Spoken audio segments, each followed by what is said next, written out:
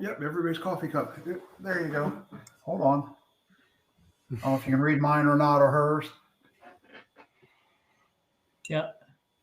Here's mine for Mine says, what I really need is minions, and hers says, next mood swing in 5 minutes. Be afraid. Be very afraid. good one. Thanks. You can win my coffee cup today. Well, not all of you. Some people can win my coffee cup today. Not mine exactly. I'm not going to package this one and send it, but one that looks exactly like it. Okay. If you want, if it's what you're into, I can send you this one. But yeah, Mark, I saw your cup briefly. Yeah. Am I allowed to have tea instead of coffee? Okay. We're going to go ahead. Yeah. Go ahead, Steve. Yeah, your camera was on briefly and then it went back off again. Try again. Oh, that's okay. Trust me, I'll try. Oh, it looks like it's coming back on now, I think. Is that okay? There you go. Mark, hold your cup up again. I didn't see it. Oh, okay. Good one. My mom classy guy. Half tall and told me coffee stunted your growth, and I believed her, so I've never drank coffee. Camera off, microphone off. Okay, we are officially recording now, so I'm going to go ahead and get our coffee chat started. So welcome to Coffee with Bernie. Before we begin, I do have a quick statement to make. This meeting is being recorded to share our discussion on our YouTube channel, allowing those who couldn't join us today to benefit from our conversation. By participating in this meeting, you consent to being recorded and for the recording to be shared publicly. Please avoid sharing any personal or sensitive information that you wouldn't want to be publicly accessible.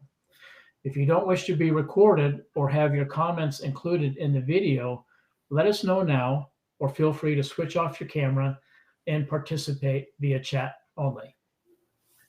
Secondly, as professionals in the same industry, it's crucial to remember our obligations under antitrust laws. These laws exist to promote fair competition and prohibit practice that restrain trade. During our discussion today, please avoid topics that could infringe these laws, such as price fixing, market division, or any other anti-competitive behaviors. Your understanding and cooperation are greatly appreciated. So thank you. And we are off on our coffee chat this morning. Our discussion today is going to be scaling your business. And kind of what I mean by that is just kind of taking your business to another level or to a new level. And I'm going to be asking 3 questions today. And also before I do that, if you are, remember to mute yourself on your meeting. If you need to talk, then just kind of unmute. What this does is just kind of weed out a lot of the background noise. But anyway, I'm going to be asking 3 questions today, but I'll be typing those in the chat box when we get to them, and we'll address them one at a time. But those questions are basically going to be what you do to grow your business, or how do you grow your talents, how do you communicate with your team or professionals so that they provide the best information to your clients, and then we'll be talking about streamlining your process that helps you get your work done quicker and minimizing mistakes and things like that. So I got them all planned out, and when I bring up those questions one at a time, we'll just kind of hit it and share with you guys and see what ideas you have so that we can kind of all learn from that. To get started, I want to do a little exercise on exchanging ideas. And I'm going to be using a Post-it note to do that. And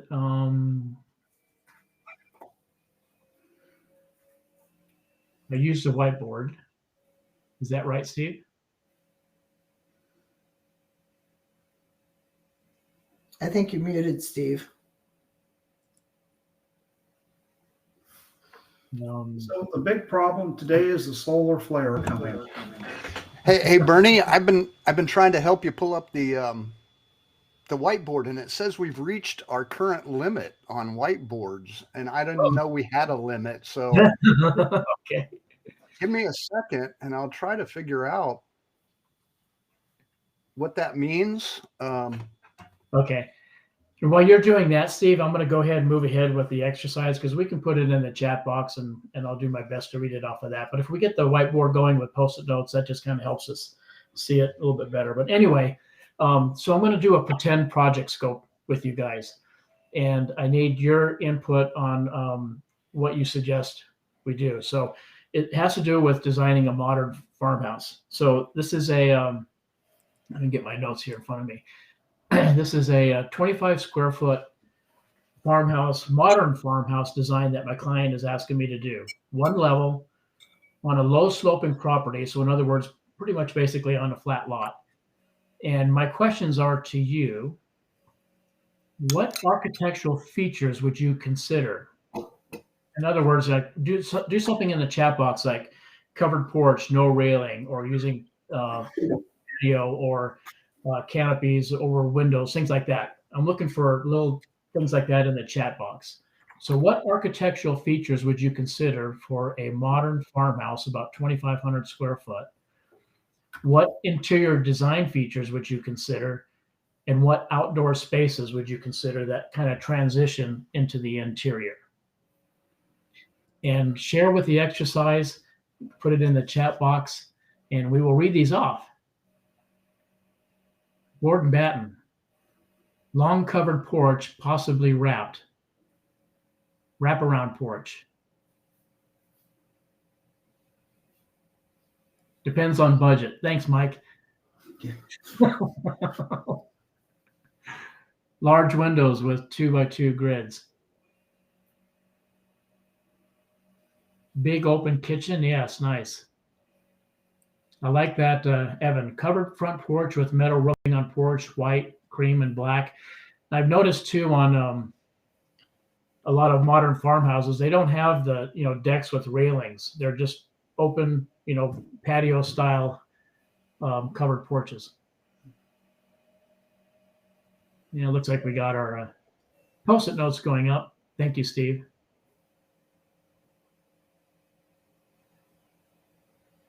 I'm going to type in something here. Roof canopies over windows.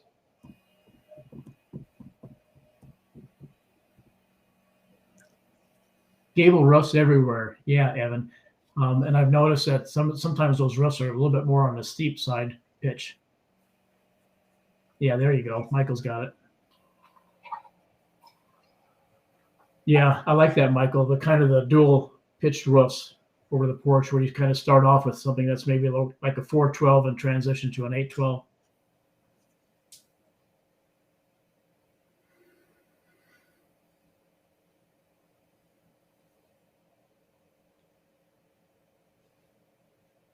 Dormers. Yeah. How about on the interior? I saw the one chat about the large kitchens. What else would you do for a farmhouse, a modern farmhouse on the interior?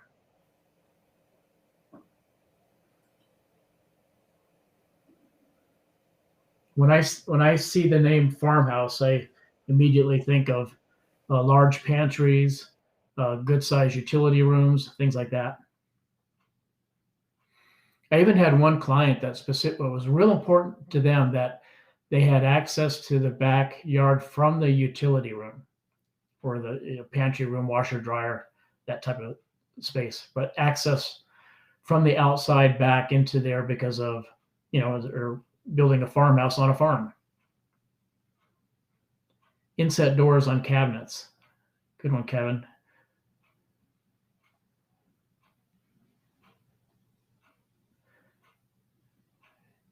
Nickel gap wall paneling. Thanks, Jim. That's a good one. Yes, Michael. If it is on a farm, a shower in the laundry mudroom area. Evan, tall ceilings at entry, great room, drop to kitchens. Let me slow down here. Tall ceilings at entry, great room, drop to kitchen ceiling, big island at kitchen, box beamed ceiling at great room and entry, either painted or mostly FIPON fake beams. Yeah, good one.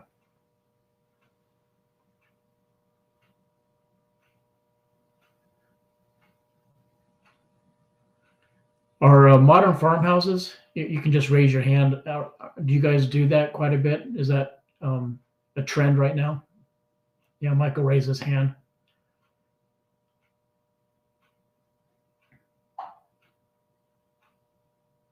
No.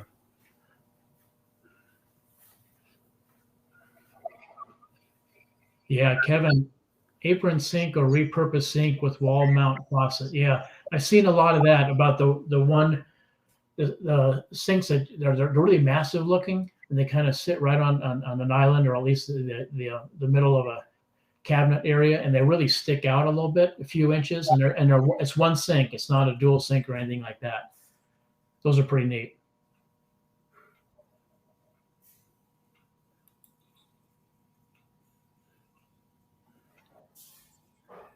Michael, help me with that. Canning kitchen. What does that mean?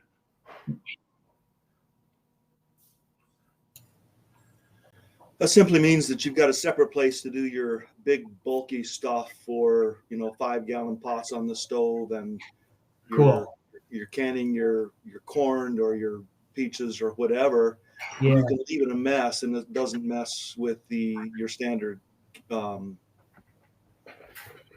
meal prep kitchen. Yeah, got it. So kind of like a workstation area. Cool. Yeah, Evan, so it sounds like you're doing a lot of farmhouses. That's cool. Hey, the apron sink, is that kind of like a soapstone sink? Could be, Okay. but they also have them in ceramics. But it does stick out forward of the cabinets, or at least flush with, maybe even a bit forward of the cabinet face. Yeah, and that's a good one there too, Kevin. 4-panel doors with black hardware. I did a remodel project in Vermont. It wasn't a modern farmhouse, but it is a farmhouse. But we did that exactly what you said there. Panel doors with black hardware.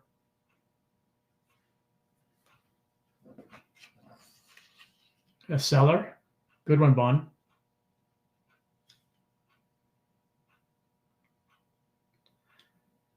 We're getting quite a bit on here. I'm going to kind of read off some of the post-it notes here that Steve is so helpful with, so that I can talk and chat with you guys at the same time. Of course, we got Michael's depends on the budget, and that's always true. Big open kitchen, gable roofs everywhere. Yeah, large windows with 2x2 grids, nickel gap wall paneling, wraparound porch, inset doors on cabinets, roof canopies over windows. That's on there twice. Board and batten, long covered porch, possibly wrapped. 6 or 8, 12 roof slopes, shallower roof porch over the porches. Do some accent walls in painted shiplap. That's a good one. Covered front porch with metal roofing on porch, white, cream, and black. Yes, nice. Dormers. Wraparound porch. 1.5 story with dormers. Do research. Like it. It's on a farm, so provide a shower and a laundry mudroom. Tall ceilings at entry. That one was a long one, Steve. Evan added some more here. Black soffit and fascia, gutters, black roof, a couple of all black exterior homes. Cool look, but reminds me of Munsters or Cruise House. Yeah, I don't think I've seen very much of that, Evan. That's interesting. All black exterior homes, huh?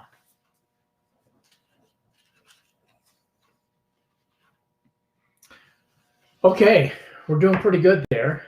Thank you very much, Steve, for helping us out with that. And having that on screen like you do is really, really helpful.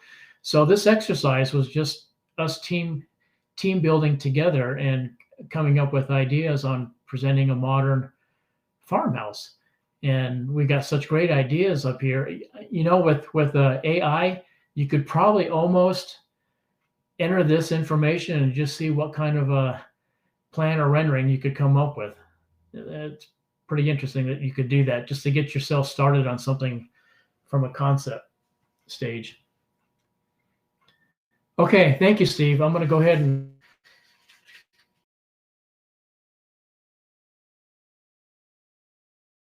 continue on with our discussion to keep everything moving there. Thank you very much, Steve.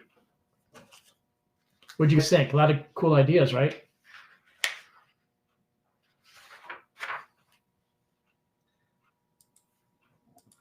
All right. We're going to start with our 3 questions here. We're talking about scaling our businesses, which basically means improvement that we can do for our business. In my first question, going in the chat box there, hang on just a second. What growth opportunity or goals are you pursuing for your home design business?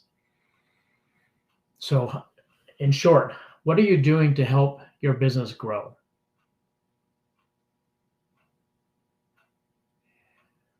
And this is a shared thing because what you might have to share is going to be beneficial to somebody else, and what somebody else has to share is going to be beneficial to you. So think about that. I'll get us started here just to kind of get the conversation moving. But you may have heard of SMART goals. I don't know if that's familiar to you guys. It's an acronym, SMART, which means specific goals, measurable goals, achievable goals, relevant goals, and time-bound goals. So I use that acronym to kind of lay out things for myself as I kind of run my business and have everything kind of goal orientated. Like in 3 months, I hope to reach this point, 6 months and this point, 9 months at this point. Michael says, weekly we take a contractor to lunch. About 1 to 2 current clients. Yeah. Share what you mean there, Mike, please. That's half would be current clients, half would be. Got it. Okay.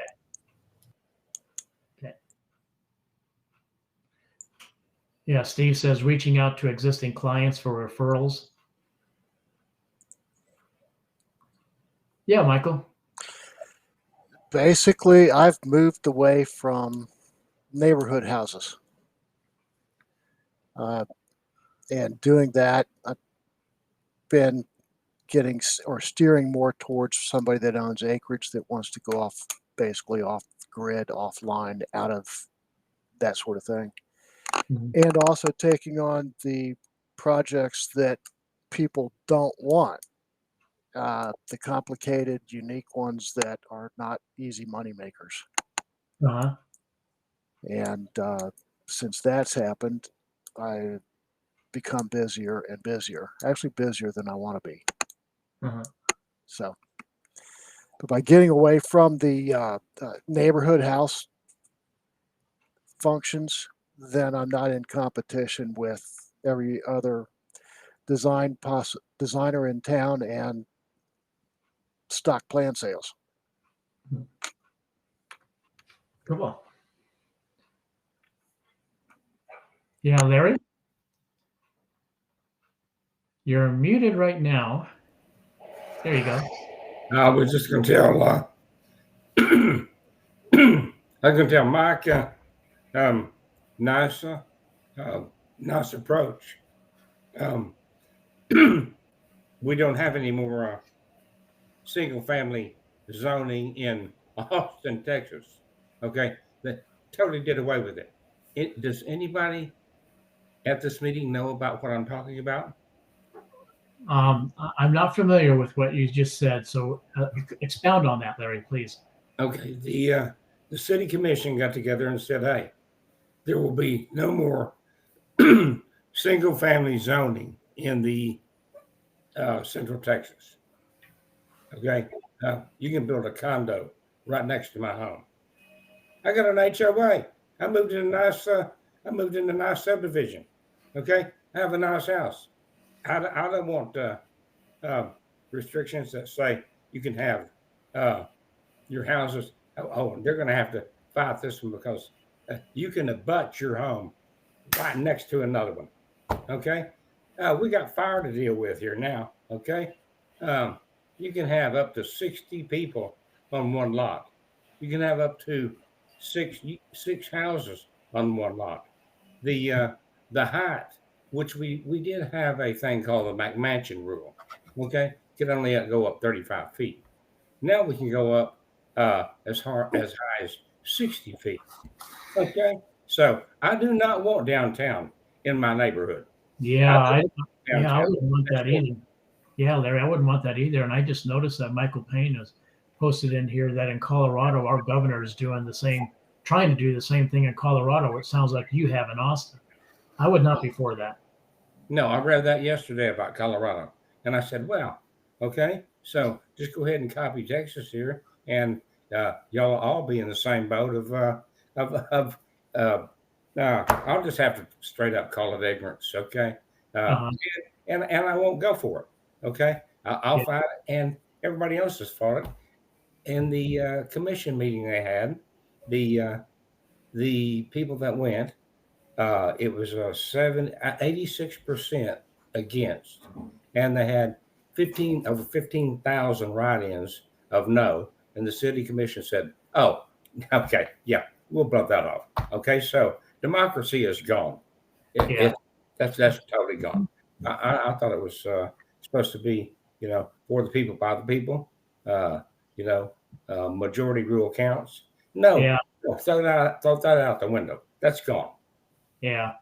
Well, it's gone as far as the city is. It's not gone in my book.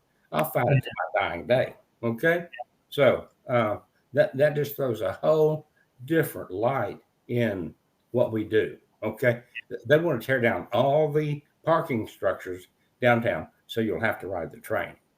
Yeah.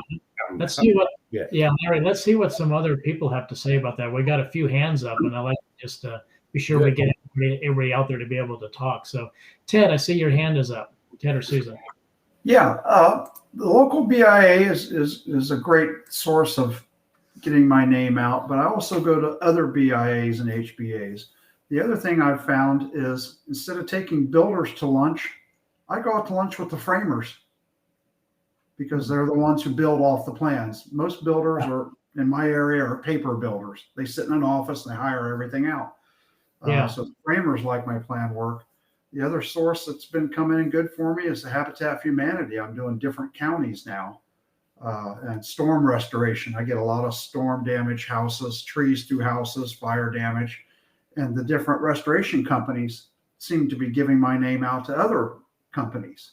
Yeah, that's good. Ted, can I ask you a question about Habitat? Because this has been a thing here in Colorado Springs for years, but I've always been interested in being able to help out with Habitat design and such, but you can't. I mean, there's such a long list of waiting list of getting on there that, there's too many people wanting to do that. So it's really hard to be able to help out with that. So what you need to do is go to the really small communities of habitat. So the one here in Knox County, Ohio, they build 2 houses a year. The one in Stark County, that the main one I work with, they've gotten awards for building the most houses of any habitat community in America, year after year. We're putting up a lot of houses. Yeah. It's not a huge money maker. I shave the price as much as I can to help out. But it's something. It's volume. It's volume, yeah. So, thanks for that advice. I'll look into that. Yeah. Michael, you got your hand up. Yeah, add on to the habitat issue. You can start by just plain volunteering. When Hurricane Katrina hit New Orleans, the Ohio went with the Dayton Habitat and participated in what they called a house in a box. Oh, I think Steve Mickley was in town for that. We framed a house in a warehouse. They put it on a truck and sent it down to New Orleans. That was in 2005. From that time on, I've been involved with Habitat ever since. But there's a lot of opportunities, and you wouldn't believe some of the people that are backers of any local Habitat affiliate. But don't go to Habitat thinking you're going to make money. Don't go to Habitat for the wrong reasons. Go to the, volunteer to an organization like Habitat for the right reasons. Right. Not Yeah. not for business. Yeah, that's right. Good. Okay, Steve, I noticed you had your hand up earlier, but you removed it. Do you still have a question? I had questions about Larry's conundrum Oh, of okay. zoning changes, but we can save that for the end if we have time. Okay. All right. Okay. So it sounds like overall what I'm getting from the comments in the chat box and from what you guys are saying to kind of upgrade your or upscale your business is really kind of getting out there. I'm hearing a lot of getting together and having lunches and meals, or getting involved with Habitat, or meeting with your builders and such. And it just sounds like getting yourself out there is a big part of that.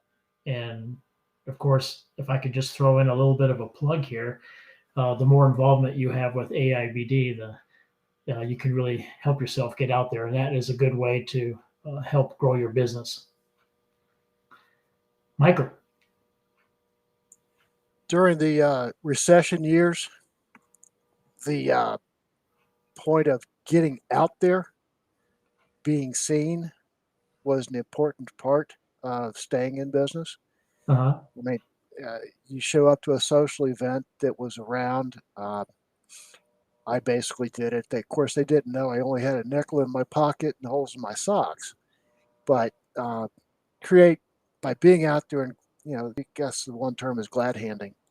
You get out there and you meet people, greet people, you have a smile on your face, and you don't let anybody see you sweat. And they know you're still in business, and they know you're still thriving. But like I said, they don't know you only have a nickel in your pocket and holes in your socks, but you're still out there. Okay. Thanks. Okay, well, we are at the halfway point of our hour, and I do have two other questions that I'd like to get out there. But before I start the second question, I'm going to go ahead and turn it over to our AIBD staff to do our coffee mug giveaway. If you guys are ready for that, Steve and Raven, Garrett, if you're on.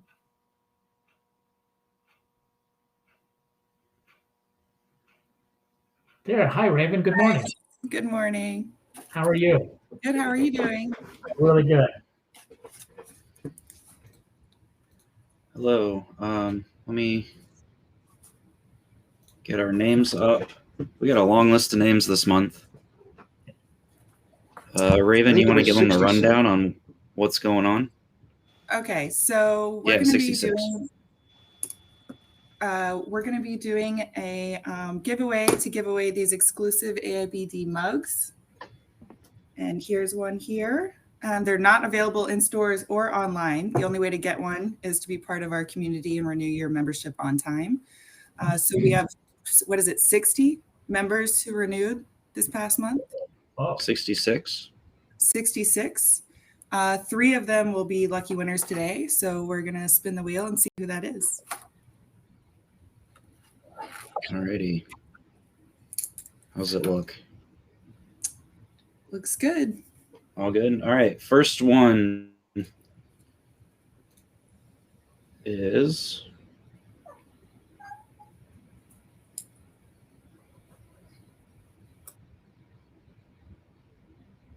William Little. All right. Make sure we get that written down. Winner number 2.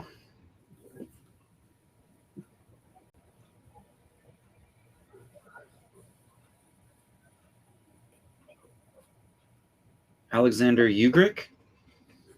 Nice. And our final winner for this month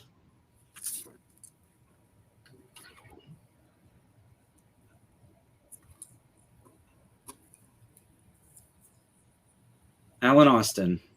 All right. I love alliteration. All right. I'll be reaching out to all 3 of the winners, and congratulations, you guys. Yeah, that's cool. So Raven, what are they getting then? Did you say what are they getting? Yeah. They're getting this exclusive AIBD coffee mug here. Okay. Yep, here it is. So each one of those people will get this mug this month, and then next month everyone's got a chance to get another one. Okay, cool. Yeah. And I want to share something with you guys too, because it was announced early on with our coffee chats on the type of coffee that I typically like to drink on our Coffee with Bernie chats. But we have changed. We have a new type of coffee that we're using. We just started this week. It is called Empire Estate. It's a French roast. Super good. We've been drinking it all this week, me and Bonnie. So we kind of switched coffees a little bit there, and I'm really buzzing from it too. It's pretty strong. Okay, Is that a local roaster, Bernie? it is. Yeah, it's in Colorado Springs here. Yeah. Thank you. Okay, I'm getting ready to post the next question here. So how do you communicate with your team or professionals so that they provide the best for your client? I'll give an example of that. Some of you guys have your one person office, or you have several people working in your office. So this question can relate both ways. In my case, I'm a one person office, but I do work with a lot of engineers. For example, one project that I'm doing right now, I have a civil engineer, I have a geohazard engineer, I have a structural engineer, and a mechanical engineer. So I've got 4 engineers. And the reason why this question is important to me is because this particular client that I'm working with, he's a very hands-on client.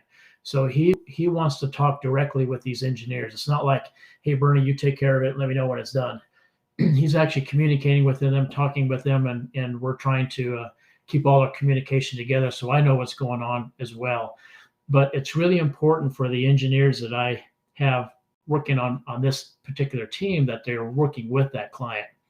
So my question again, how do you communicate with your team or professionals so that they provide the best for your client?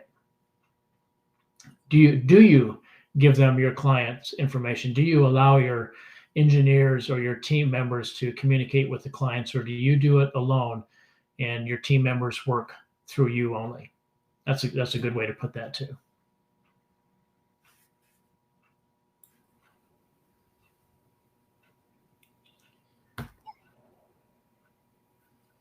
Yeah, Michael Battaglia, you got a group email going, and feel free to speak up too. We're all on video here too. Yeah, Bernie. First thing I do is I just set together a group email.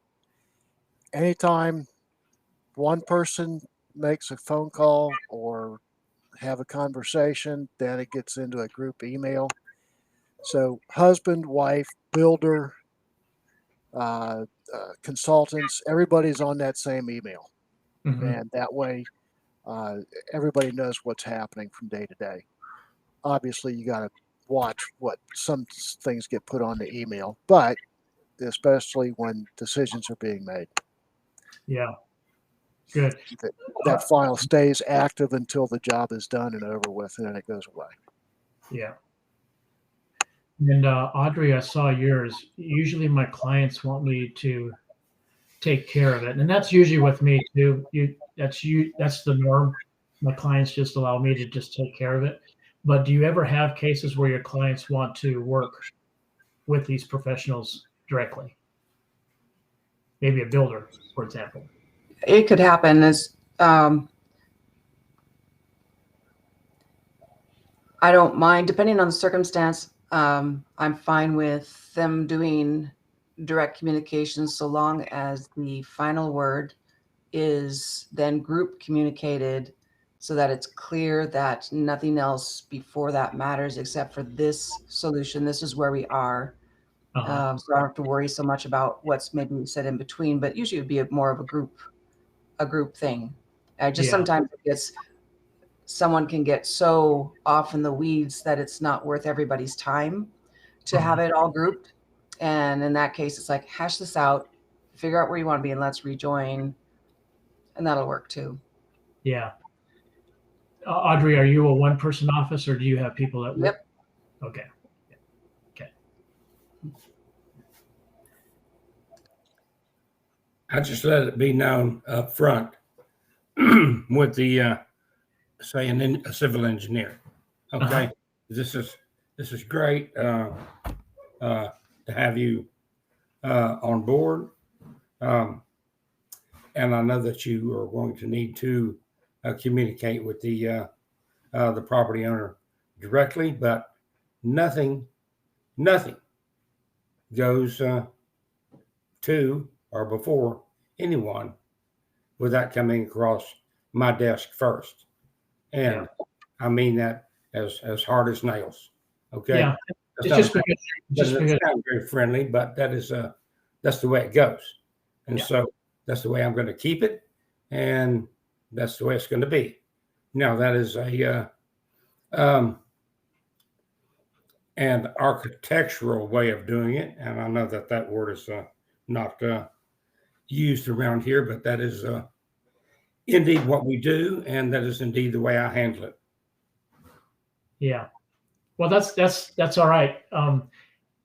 Because Larry, you're just trying to make sure that the job gets done right? And you want to be sure that things flare off here and there, and you can't have too many chiefs and not enough Indians. You got to have one point who is responsible, and that person is going to be me, and that's just the way it is. So if you can't live with that, well then get on down the road. You're not the only one in town. I'll get somebody else. Yeah, and I've never really encountered any issues with any of the engineers that I work with where they're like trying to overrun what I'm trying to do or anything like that. They're very helpful, and anything that they do suggest that without me having to tell them, they come to me and say, hey, we're thinking about this or that. What do you think? And I appreciate that. Yes. Hey, have you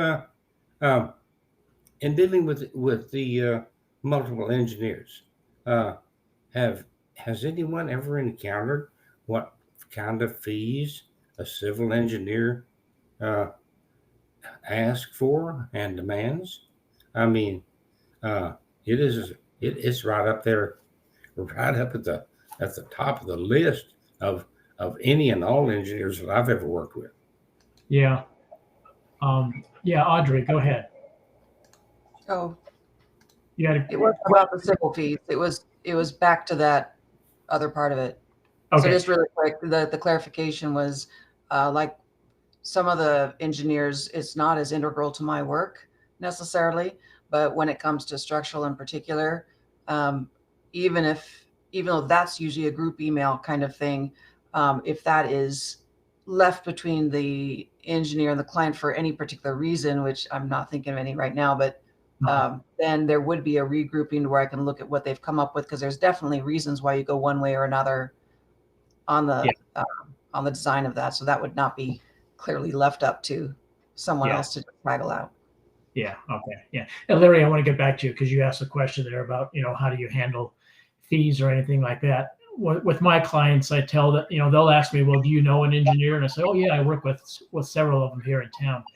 And I'm not going to put out any kind of numbers or anything like that. But what I do is I ask for them for an estimate, and then I pass it on to my client, and I make sure that they're okay with that before I proceed with any work. All right. Yeah. Fair. Michael, you got your hand up. We don't have any issues with engineers very often, but oftentimes we have difficulty with interior designers who are independent contractors. They're not near as likely to keep in touch with us regarding what they're doing, and they can make some changes that require structural changes even.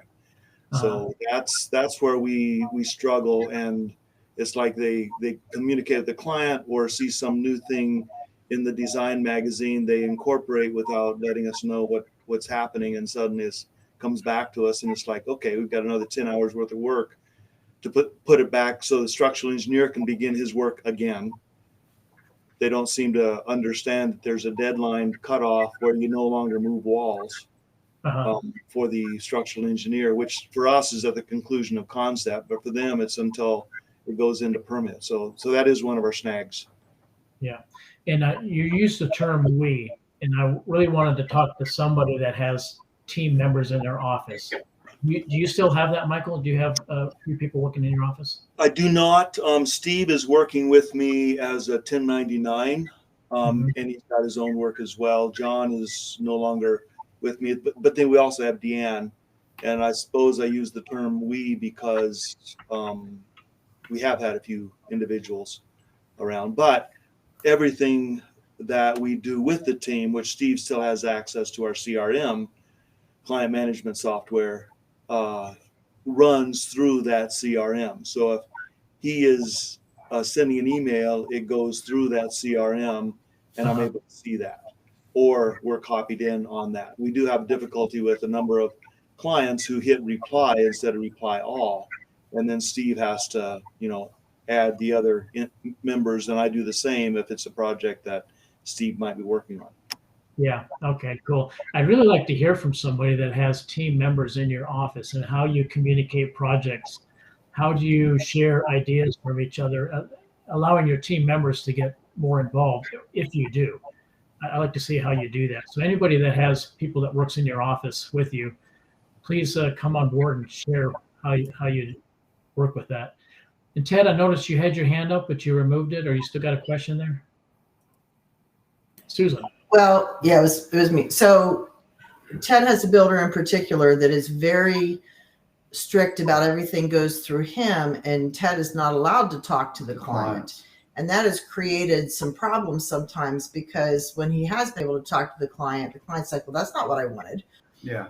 And so just asking suggestions as far as how do you work around that. And it's an area thing. The way things are done here in this little Stark County, or I go to Columbus and it's totally different the way things operate. So it's interesting. So just looking for suggestions, but we can move on to the next topic there. That's fine. All right. Well, thanks, Susan, for that. Mary, do you mind if I ask you about your team members and how things are? How do you share ideas? How do you allow if you do, how do you allow your team members to be more involved in projects? Yeah, I was just going to put my 2 cents in. We have can you hear me? Yes, I can hear you great. We have about 8 people that work for us, and one is a project manager. She tries to keep everything under control. Every week we have a weekly meeting and we keep up with everybody's projects. They pretty much talk to the engineers and the consultants on their own.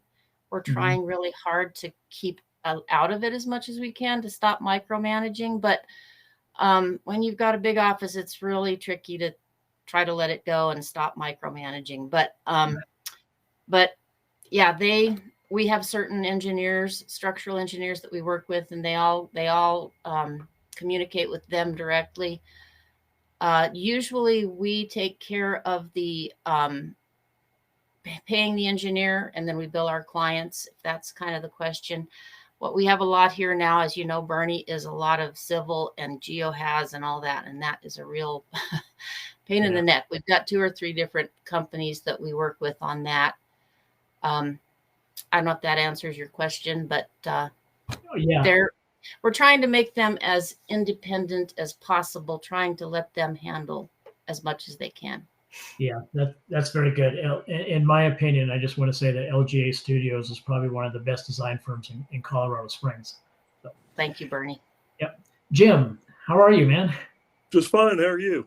I'm pretty good. I've got 5 people in here, soon to be 6, I hope, and we've made a decision a couple of years ago that we are an office of designers, and production work is not what we do. So we have a blended firm where we have 3 different 1099 folks that do the majority of our production work, and Dominic and I are both designers. Dominic has his own group of clientele, and we get together and noodle on designs when we need to, and when we don't, they proceed without my involvement. And the idea is that my involvement not be needed on a majority of them as we move forward. So I am working with the younger members of the team so that the business does not have to be Jim Wright anymore.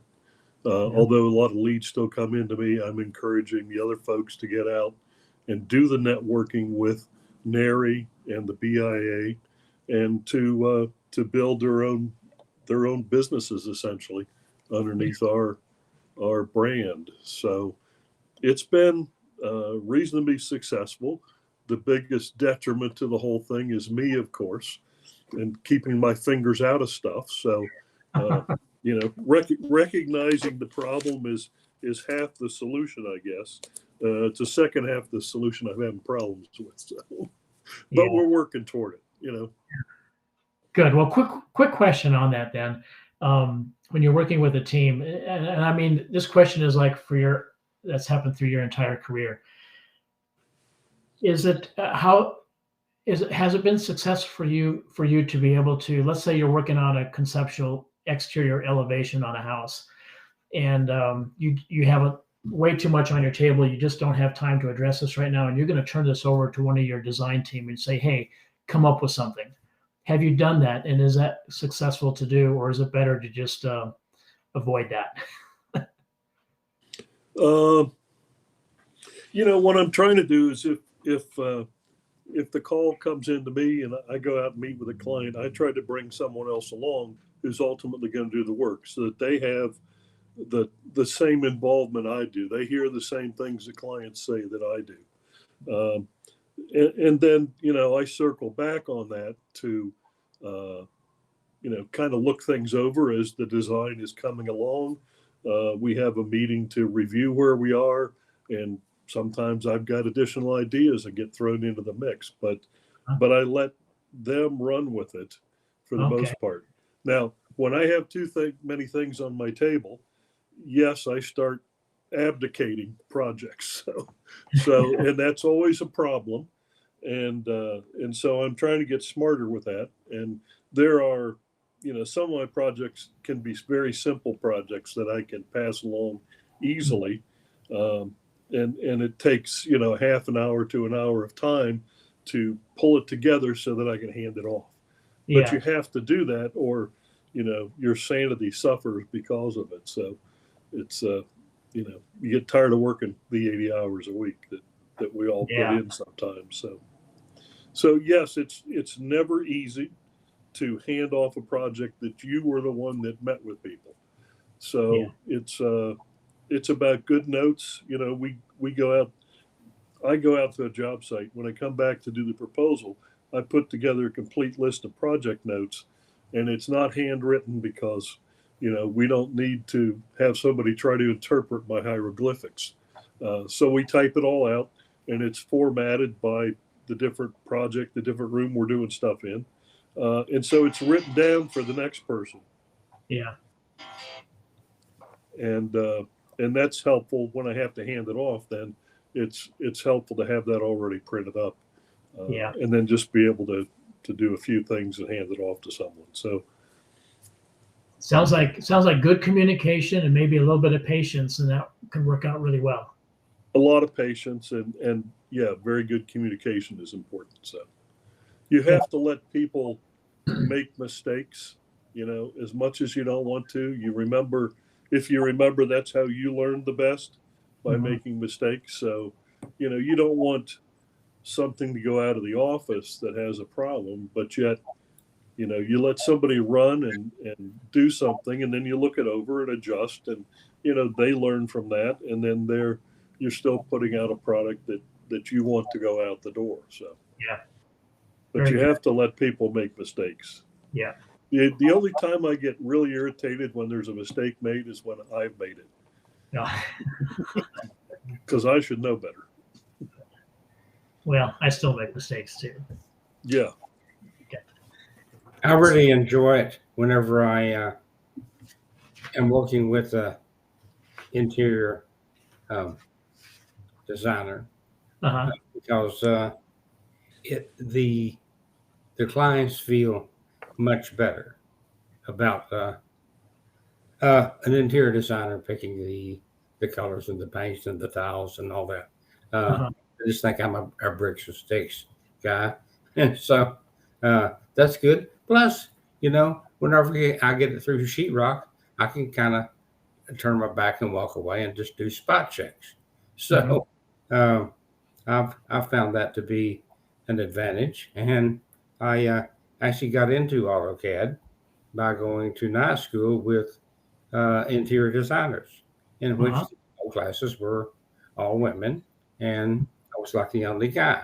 And so I made my first real rude mistake whenever I walked out on the hall, and it's my first time to ever touch a computer, was with AutoCAD. And so I was totally blown. And I walked out of the hall, the night school at a community college, they're 3-hour classes. And so they're long. And I said, well, girls, what'd you think about that? Well, they beat me to death, man. Hey, we're not girls, dude. All right. Okay. Excuse me, man. I'll get the nomenclature right. Just tell me what you want to be called. All right. And I'll do it. But that was how I got my lead into that. And that was how I got really associated with, second mistake made the same night is whenever I used the word interior decorator. Oh, whoa. You don't do that. It's an interior designer. All right. So, I got hammered down in the dirt that first time. And I sure sharpened my pencil before I went to the next class. But having an interior designer has worked well with me. Yeah, I've had some good successes with that too. So yeah, thanks for sharing that, Larry. I do have the third question I posted up there. If you haven't seen it in the chat box, it's, do you have a streamlining process that helps you get work done quicker and minimizes mistakes? For example, do you use process maps, or how do you keep a library of details so that you don't have to redraw things and things like that? That's kind of what this question is leaning towards. What types of streamlining processes do you use that help you get work done quicker and minimizing mistakes? And Jim, were you putting your hand up there? Yeah. I don't know how to raise my hand on the screen here. So, yes, we have a series of checklists that we use. So I've got a checklist I've got a master checklist of everything we want to see on the plan and how we want to see it by sheet and by phase. And then we've got a checklist for every builder we work with. So we know what windows they want to use. They want a poured wall or block foundation. Do they want this? Whatever their particular things are. Sometimes it's a process thing. They want to review stuff before it goes to the client. And then we've got a checklist for every municipality. And it's basically, if we can get it, their checklist for plan approval. And then for every HOA, architecturally controlled area that we work in, we have a checklist for that. So sometimes you have 3 or 4 checklists that go with the project so that people, we try to hit, every municipality has a bunch of little things they want to see on the plans, even though the code's the same. They just want to see things differently. And sometimes it's zoning stuff, sometimes it's, whatever it is. So we tried, you make the mistake once, okay, let's put that on the checklist so we don't miss it again. Mm-hmm. So it's something you have to keep up, but it's something that allows us to get pretty darn close most of the time on each project. And as each phase is completed, our people go through the checklist, and then ideally there's a second check for it that either myself or Dominic do to make sure we did catch everything. So that's really good. Yeah, you can see how something like that could really help you streamline it and get things done really not just efficiently but quicker too. Because if you didn't have checklists like that, every project that you opened up and started, you'll be doing redundant action, trying to figure out where this is at, what do we need to have here, and all that. So I really like that. That's really good to have a really good checklist to go through that. Yeah, we're in that's a never-ending thing for us, and we're right in the middle of it. We're doing process maps for everything that's done in our office. Problem is, it takes people, when we're having our people work on that, it takes them away from getting the actual jobs done. So we're kind of overstressing people a little bit to try to get that done right now. But especially when you have a lot of people, different people working on the projects. Those are so important. And Dawn, our project manager, is really focusing on that right now too. I met with her yesterday and we were going over, the people that actually do the drafting are helping to put those checklists together. Mhm. So, yep, we're working on it constantly. Yeah. Well, Mary, you and I were both working in the same city here. And what I really like our building department, the Pikes Peak Regional Building Department. They have forms for just about everything. And that becomes part of my checklist as well. If I'm doing a certain type of project, I get online and they have a handout form for that. I go through that before I do any kind of submittal and make sure that everything's covered the way they want it. Jim kind of hit it on that a little bit too, but I really like the building department, the way they've done that. Yep. Anybody else? How about details? I haven't heard, unless it was in the chat box, I haven't heard much about details. Yeah, Ted, go ahead. Yeah. Oh, there you go. I've been using AutoCAD since the 80s. And back then I had a ring binder when I did a neat detail that I think I might use. I would print it out, I'd write the job number on it, stick it in the ring binder, and I could go back and copy and paste.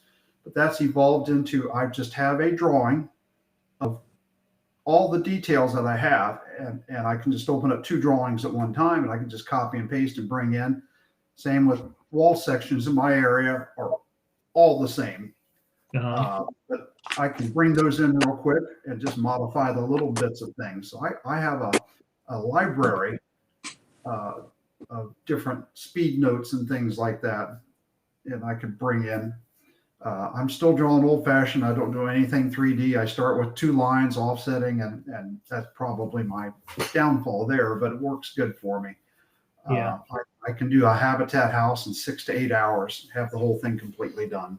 Wow.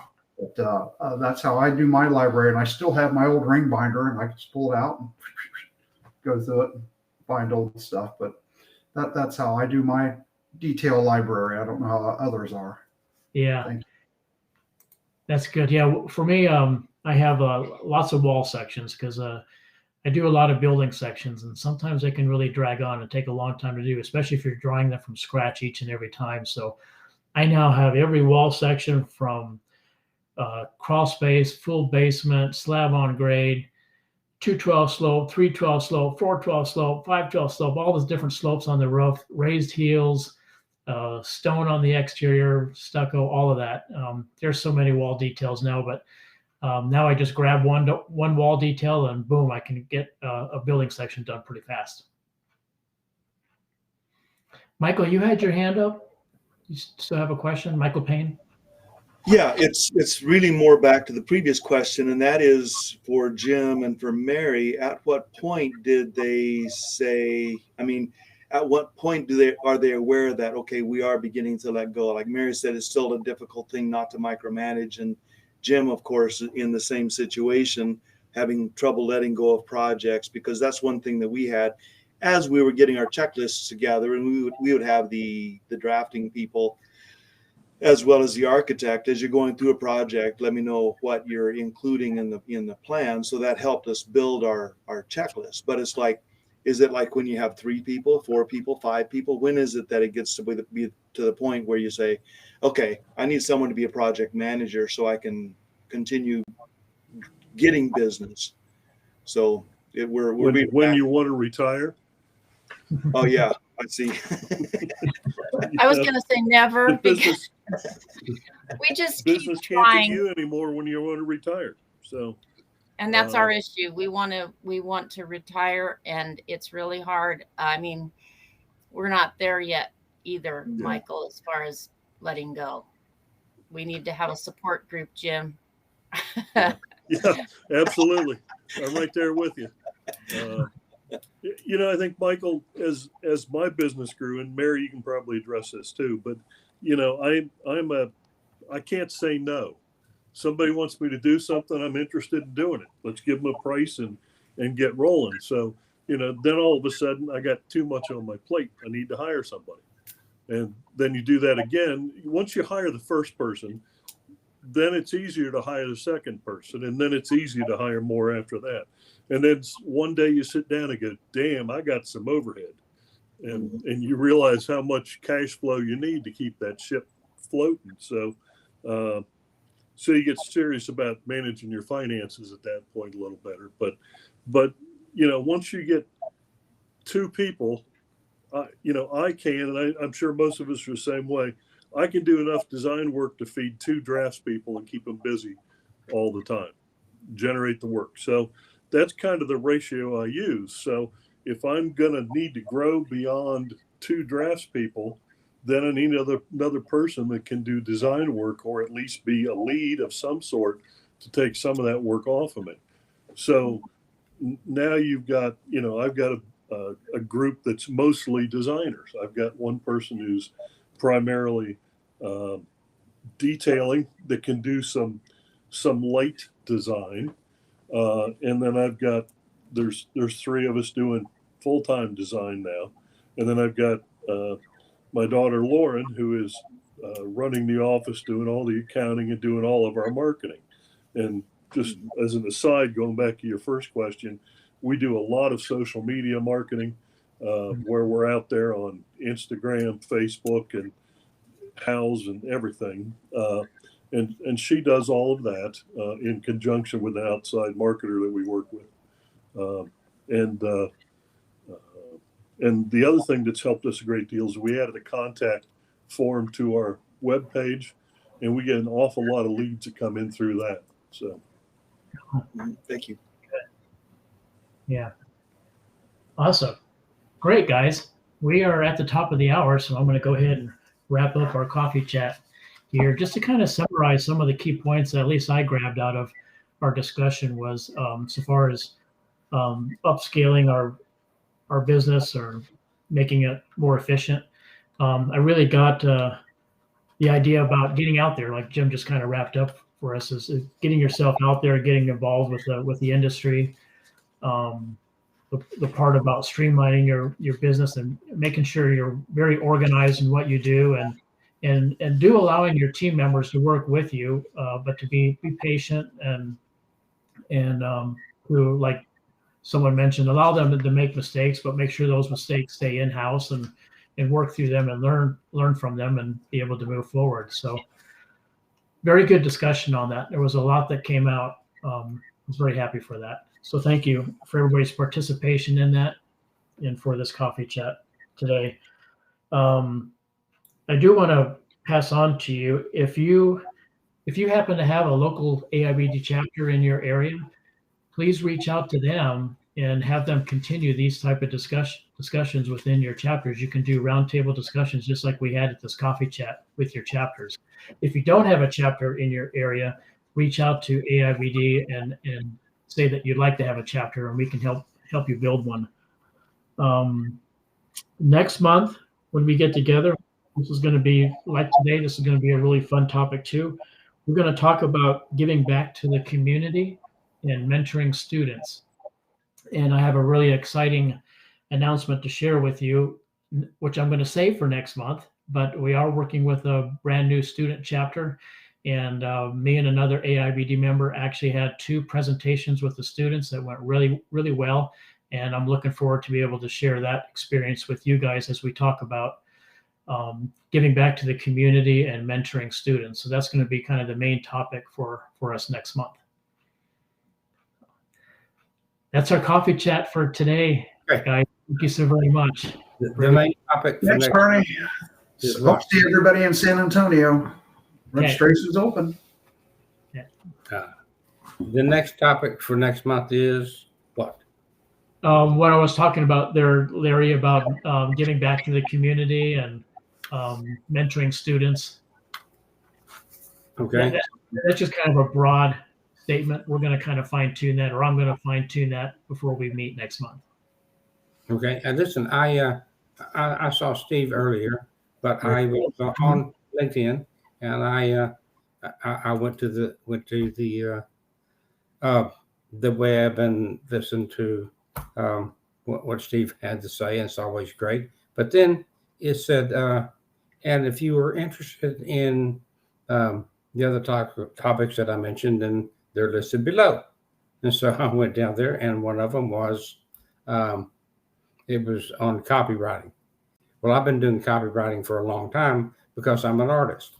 But now then, I wanted to, see what else has come to light with copywriting. And whenever I went to the link, and it was like no longer available. And I thought, well, I'm sure that I can pull this out of the coffers somewhere. So can you shed any light on that for me, Mr. Meckley? When you say copywriting, are you talking about protecting your intellectual property, or are you talking about writing marketing pieces to promote your business? No, I'm talking about protecting my my drawings. If you go to the aibd.org/education page, you'll find a pathway that'll take you to our on-demand education. Yes, sir. And there's at least one, maybe two programs that we've pre-recorded that are available there that talk about copyrights as far as architectural works. And we've got one that we're working on posting. It's not posted yet, but we hope to have it posted soon. That's a video on how to actually physically go in and fill out the form online with the Library of Congress. Yes. Something that I have learned through my art, instead of copywriting each and every piece that I do, I lump them in groups. This is my so-and-so group. This is my so-and-so group. And that way I can put 10 or 12, 15 in one group instead of copywriting each one individually. Yeah, that's a little more difficult with architectural works. I would not see how, but I would be curious to hear the goings on of that. Right. When you go to the Library of Congress page and you look up the section on the visual arts, for example, they have a new form that actually it streamlines everything, but it allows you to group, I think up to 10 works together. I forget the number, but they have a new form online that is a much more user-friendly form. Yes. However, they won't let you use it if you're claiming a copyright for an architectural work. Oh, really? Okay. Yeah, you still have to use the old form. There used to be a way to put together like the spring compilation of Larry's works, and you could submit it that way. But the last time I went in and filed for a copyright, it seems like they wanted you to do each one individually now. Everybody needs their cut, $35 a pop. They haven't raised the price in 10 years. So right. Neither have we. So that's, if you got it, but they also make it easy too on the form where once you fill out your first copyright, you can save that as a template. And then you just go in and change the name of the file and upload a new file. And it might take an hour and a half the first time you do it, but then after that, it might take 15, 20 minutes the second time. Okay. Thank you very much. And I will go to AIBD and check out the information that you gave me. And now I know that I can't group my architecturals like I can my artwork. Yeah, that's something to research, but that's the feeling I got the last time I did one, is that you used to be able to, but I'm not sure you can anymore.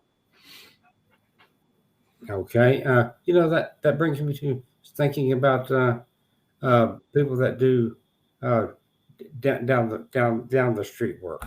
They've got 4 floor plans and 3 elevations per plan. So I cannot see why they would not be able to not group those. But, well, if it's all the same building and just derivatives,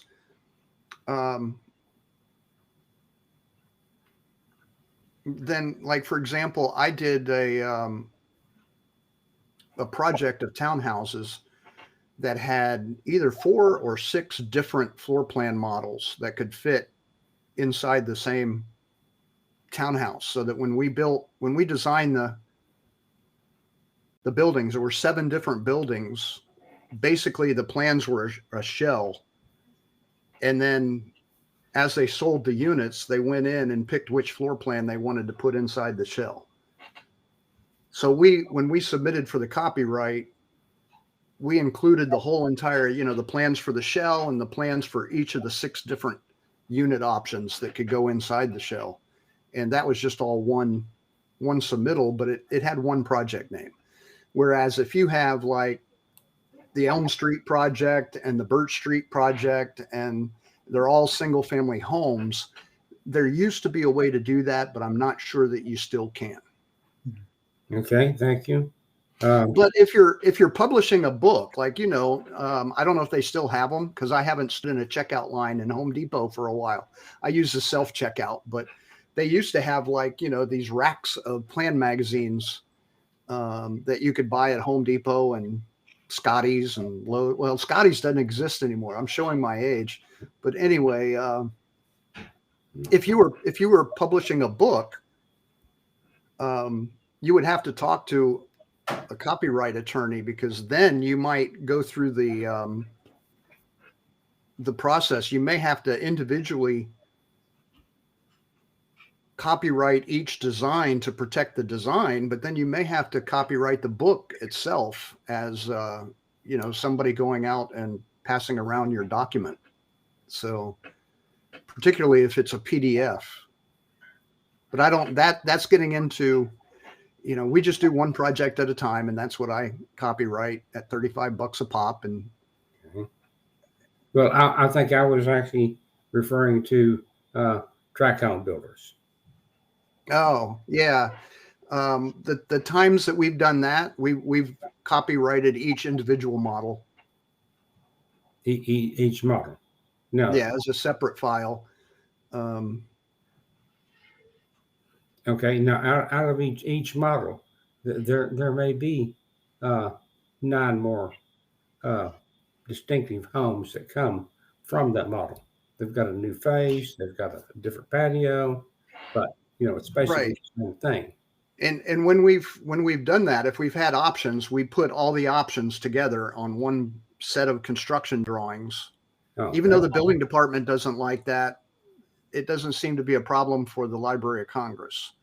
However, if you design a model, and let's say 2 years from now, you decide that we're going to take this model from project A and we've got new project B, and you redesign that model a little bit, when you go in to apply for your copyright, the form will ask you if this is a derivative, and it has a field for you to go in and link it with the original copyright number. Okay, thank you. Yeah, I have a model home that I've worked on that has so many options on it. There's like 50 sheets to that set. So yeah, there's an option for derivatives, and I'm not sure it has to be already approved or accepted or given a number, because I believe you have an application number that you're given when you apply. Sometimes it could take months to hear back from them. Okay. So if you're doing derivative after derivative, it might be that you can use the application number. I haven't read the every field has like its little drop down set of instructions, and I haven't read that one in a while, but I know they have a derivative field. Hey Kevin, how are you doing?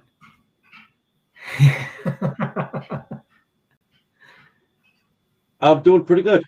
Good. Yeah, I came across you. I was on Facebook the other day, and I'm hardly ever on Facebook anymore. But I got on Facebook and I saw you on there, something with your family, whatever. I can't even remember what it was, but that was just a couple of days ago, and here you are. Well, I'm happy to join every month, and I stay because, if somebody's talking, I feel as though it's ignorant to just click out. So yeah, I learned a little bit about copywriting this afternoon. Yeah. How are you doing? How's work? And work is good. Work is busy. Just like everybody else, it's you take on everything that you get because you don't know if it's coming tomorrow. Yeah, I know what So if that. it means that you stall somebody a week here or a week there, you take the work because you have to have it. Yeah, But I've been very fortunate, and I'm very pleased in how things are going. I'm a one-man shop like most of us, and we're able to survive. that's good. Great. And looking forward to San Antonio. I don't know if Oh, I'm looking forward to San Antonio in July, but because all I'm sure right. it's going to be hot. Yeah. But I am looking forward to it. Going to be my third year going, so Oh, great. I plan to yeah. go there too. And finally, my wife is going to be able to come with. We have two golden retrievers at home, so it's been really hard for us to travel at the same time. But anyway, we found a really good dog sitter. We've been testing her out of going on short trips, and it's working out really great. So she's going to be able to go on the trip with me, and I'll be glad to introduce her to you when we see you there. That'd be great. Thank you. I look forward to meeting you. Yeah. And the good news, Kevin, is that we've scheduled all the classes to be in an air-conditioned ballroom. Yeah, I know. See, you're used to it because you're in Florida. You're used to the heat, Steve. Yeah, and we've had these conferences in a lot of hot places like Tucson, Arizona, and Memphis, Tennessee.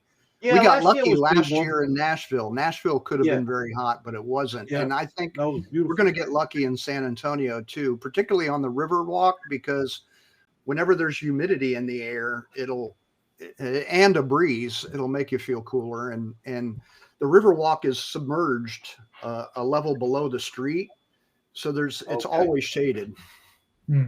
Yes. I've already booked my rooms at the Hilton on the Riverwalk, so now I just got to put some drawings together. All right, we'll see you there. Yes. All right, very good. Kevin, Ernie, I've got to get to Yes. work on the Monday Minute. I'll see you next week. All Kevin, right. Kevin, where are you from?